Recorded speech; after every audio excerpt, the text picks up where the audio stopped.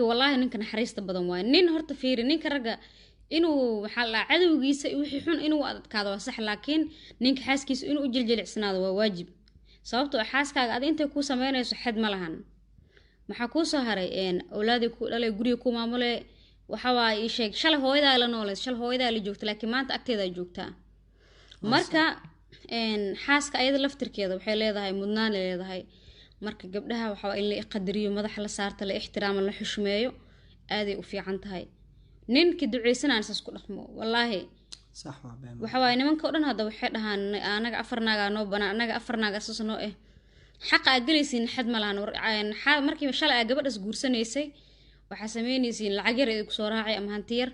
maanta marka baahiyo kugu sabrayso ku dul qaadanaysay dulqaadkeedaas iyo aamusnaanta ay aamusanta ay ka xishoonaysa isleedahay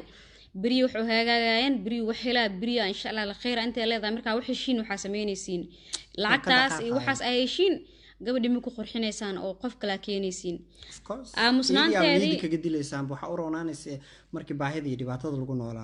waxa waay hadhow marka waxa dhaceyso gabadhii inay shalaysay dhashay maxaa u sabartay bal wallahi waa dhacay waa arkay wallahi billahi waxa arkay gabdho dhahayaan isheeg maxaa shalay ina u sabro wallahi ma ahayn shalay aad u soo dhibaatooday maanta marka wanaag ka sugay maanta waxaas uu igu sameeyay godobna ma harta xaaskaaga qof isla dhaxdeen guri isla seexateen taas waaye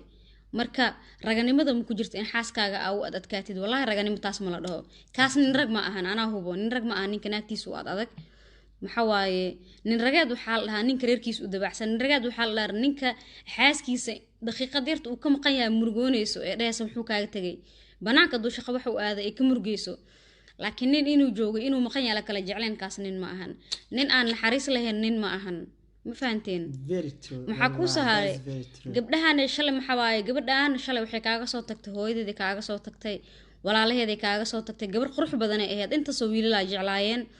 inta soo maxaa la dhahaa wiilal maxaa la dhahaa ka daba ooyin jireen waxa laga yaabaa maalinkaas soo guursatay ilaa ay maalinka xumeynaysa inuu jiro wiil aad u jecel oo wili joogo bal ka waran ka soo wadatay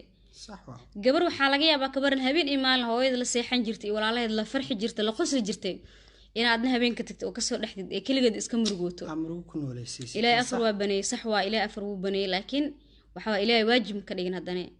sax waa ilaa boqolka ilaa hadaadan guursanaara gal lagu marka ragga ma aragteen oo xaasaskooda xumeynaayo ragga maxaa la dhahaa ii sheegeen gabdhaha xumeynaayo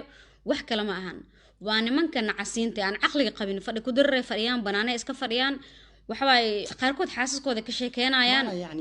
fiiri waxa dhacda hadda gabadha mararka qaar wallahi xaamil ay noqon kartaa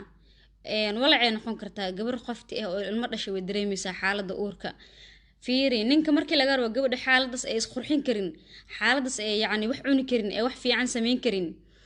maxaa la dhahaa ii sheeg waxay sameynayaan ka tagayaan waxay leeyihiin guriga nervous ku soo noqday gabadhi ay waxa way hool ma qabanayso wax ma sameynayso warna caso maalinta saa laga rabo inaa naagtaada aa caawisid maalinta saa laga rabo fiiri inaa quruxda adi isqurxi isnadiif labiso hoosh inaad ka qabatid maxaa dhacay maalinta dhasho waxa laga rabaa xaaskaaga inaa dhiigeeda adi dhaqdid because cunugaaga dhashay yaa cunug kale ma nin kale cunugiisa ma wado cunugaaga dhashay marka waxa waaye nin kasto nacas ee waa kan nansaniska waxa yani aan fiican aan ku hadleenin marka waa kaasa dayax nimanka ku mashquulsan dayax nimanka dhahay dayax waa sidaan dayax waa nacas dayax hadaa maalin gaari laheedan wallahi heera gaari laheedan ana taas hubo because fiiri dayax waxa waaye sida saxda ah reerkiisoo dhan wuu uroon yahay waalidkiisna baari u yahay gurigiisna baari intee laga helaa wiilsas ah ma la helaayo muho marka wax caaytamaayo fiteeda kaleeto qof kastoo caaytamaayo qof caaysan waaye qofka markuu isaga xun yahay ee caay uu ka samaysan yahay afkiisa waxaa kasoo burqanaya keliya caay ma kasoo bixi karto wax wanaagsan maxaa kuu soo haray qofka markii lagu caayana caay meelkaa gelayso caayda dhiiranaana laga qaadaa caayda waxa waaye ii sheeg caayda waa lagu socdaa annaga hadda waxa waaye saa u maleynaya waxaanahay fabilka ugu caayda badan Soomaalida haddana markiina la fiiriyo waxaanahay fabilka ugu farxadda badan wallaahi maani ma ila ahan bu fabil naga farxad badan inuu jiro Soomaali inuu ku jiraan waa ugu caay badannahay haddana waxaanahay fabilka ugu farxadda badan sida anagana weeraadiyaan inay ahaadaan ani iska badaabo dayax ani iska daabo soo ii ixtiraamay gabadhiisa yarta hadda aaba ma jira gabadhiisa yarta waxay maanta u baahan tahay u sameynayo oo maxaaba xanaaqeeda ilaalinayo ma jiraa intee ma jiro ilmihiina ilmihiina waxa waaye xaqa idinku leeyihiin caanaha iyo waxa waaye biilka wax kasta idinku leeyihiin aaba ilowdiinbo qaarkoodna jaaday cunaan balowday leeyihiin qaarkoodna waxay sameeyaan xaas kale bay leeyihiinbo anaga alxamdulilah waxa waaye iyo wiil kasto waxa waaye ubadkaaga iyo xaaskaaga iyo waalidka inta adduunka u joogtaa adduunka ma laga tagaa ma ogtahay inta aad ku leedahay marka inaa madax saarataa marka aad dhimato inay ku dhahdo xaaskaaga alxamdulilah inuu iga dhintaaba irooneed wallahi way dhacdaa dad markay dhintaan oo dhahaayo oo tabeyninba way jiraan dadan la tabin marka inaan lagu tabin waxa ka fiican in lagu murugoodo marka wax kasto waxa keenaya waxa wax kala ma ahan caay markay imaado waxa kale meesha taalo wax kala ma ahan caay waxa waaye waxa qofka markuu ku caayo horta muxuu ku caay mataqaanaa horta qofka markuu ogtahay markuu caaysan yahay ma ku caayin karo yani adi markaa xuntahay maba lagu caayin karo because inta lagu arko xumaantaada iyo falxumadaada iyo caaydaada waaba laga aamusaabo caay ma lihid laakiin markaa tahay qof dhinac kasta ka dhameystiran laazimi waa ina caay yeelataa anaga caayda waa aaminsana inay jirto caay waxaa hela qofkii nasiib leh waxaa la caayaa qofkii jiro qofka markuu yahay waa in la caayaa taas reality waaye oo qof kasta og maxaa ku saaray maanta anagana waaba idin sheegaba ana waxaan ahay familka Soomaali markii la dhaho aadana loo aflagaadiyay aadana loo caayaa saqiir ee kiiro nagu xad gudbaan haddana waana ka wada qurux badan taas markii meel la dhigana alxamdulillah waa ka farxad badanahay waa isku qanacsanahay waxaaba u maleysaaba caaydeena soo caynayaan waxa ay ii sheeg ay sameynayaan kullibo dhiirigelin aan soo direysin inay tahay صح وبما marka adoogeena ku sii ogaanayna hadda fiiriyo intaan idinka ay jirteen waa joogtiin idinkoo dhan